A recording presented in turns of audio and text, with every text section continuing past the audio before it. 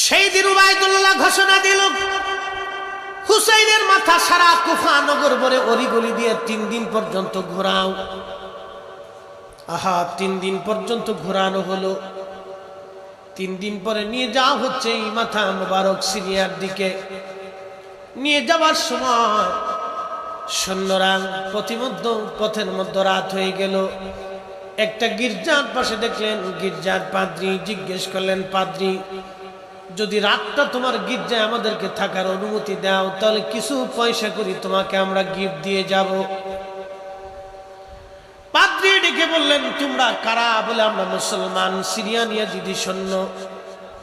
তোমাদের বর্ষার গায়ে ঝুলিয়ে রেখেছ ওই সুন্দর নুরানি চেহারার মাথা কার? এত সুন্দর মানুষ আমি জীবনেও কোনোদিন আগে দেখি নাই। একবার জোরে বলা যাবে কি মারহাবা?